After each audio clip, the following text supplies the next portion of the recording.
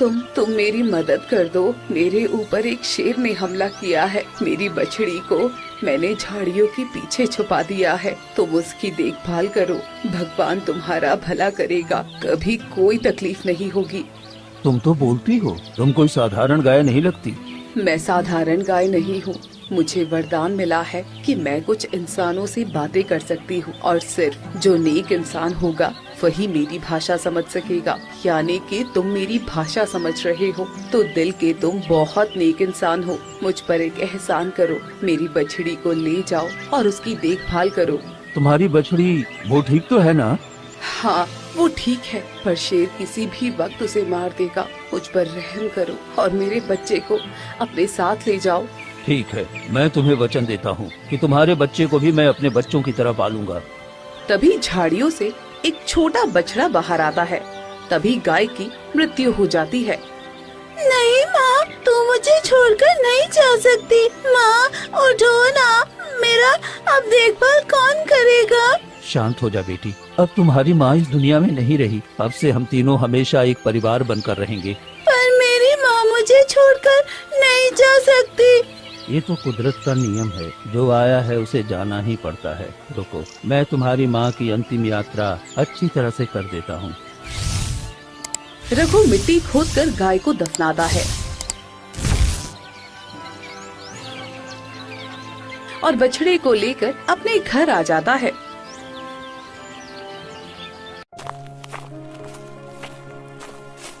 पिताजी, पिताजी, आपके आने में इतना वक्त कैसे लग गया? आप ठीक तो है ना? हाँ, मैं बिल्कुल ठीक हूँ बेटा। और देखो बेटा, तू कहता रहता था ना तेरा कोई अच्छा दोस्त नहीं है। मैं तुम्हारे लिए एक अच्छा दोस्त लेकर आया हूँ। क्या सच में पिताजी? कहाँ है मेरा दोस्त? ये देखो, एक बछड़ी है, एक गाय का बच्चा है जो बिल्कुल अनाथ है। अब हम तीनों एक परिवार की तरह रहेंगे। क्या सच में? तब तो बहुत मजा आएगा पिताजी। लेकिन ये देख नहीं सकता है। नहीं, ये देख नहीं सकता, ये जन्म से ही अंधा है। इसलिए अब से तुम दोनों एक अच्छे दोस्त की तरह पूरी जिंदगी साथ रहना, और कभी मुझे कुछ हो जाए तो तुम दोनों अलग मत होना। मैं वचन देती हूँ कि मैं तुम्हारे बेटे को कभी कुछ नहीं होने दूंगी और हम दोनों एक अच्छे दोस्त की तरह हमेशा साथ रहेंगे।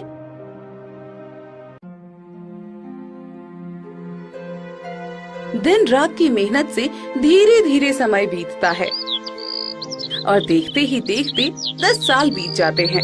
ज्यादा मेहनत और बीमारी के कारण एक दिन रघु की मृत्यु हो जाती है।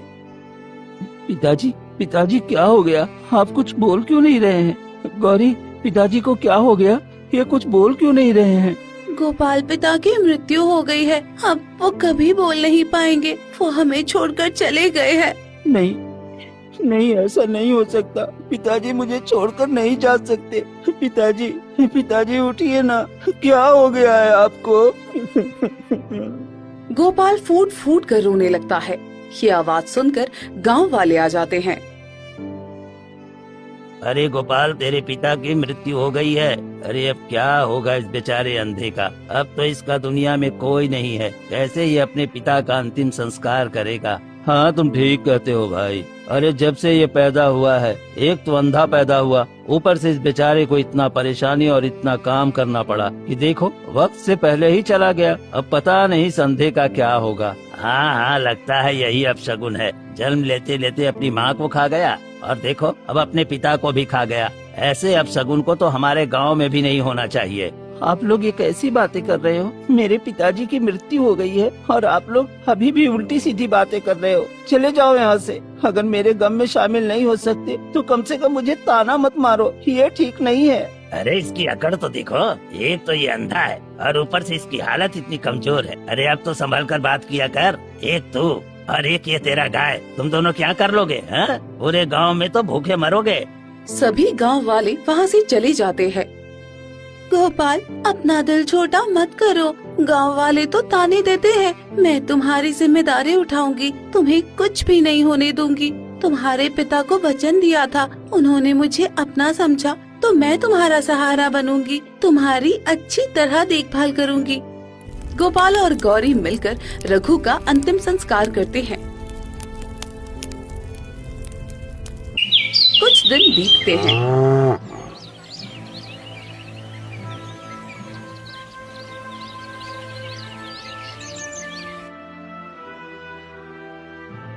गौरी, मुझे बहुत जोर की भूख लगी है और मुझे कुछ भी दिखाई नहीं दे रहा। तो मैं क्या बनाऊं, क्या खाऊं, मुझे कुछ समझ में नहीं आ रहा है। मैं कुछ खाने का इंतजाम करके आती हूँ। गौरी घर से निकलकर गांव वालों के पास जाकर खड़ी हो जाती है। कोई कुछ खाने को दे दो।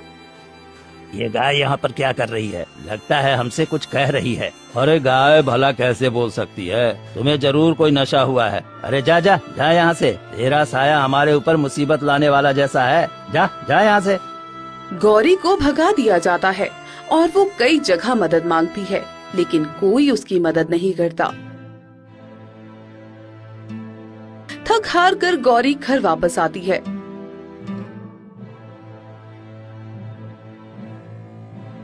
क्या हुआ गौरी, कहीं कुछ खाने का इंतजाम हुआ क्या?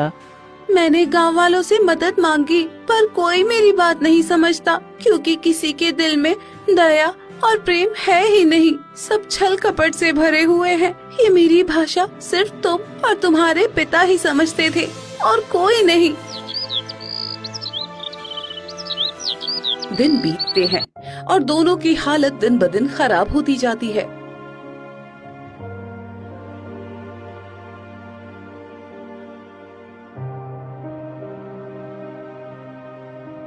गौरी, चलो मैं तुम्हारे साथ चलता हूँ, शायद कोई हमारी मदद कर दे। दोनों एक गांव वाले के पास जाकर कहते हैं,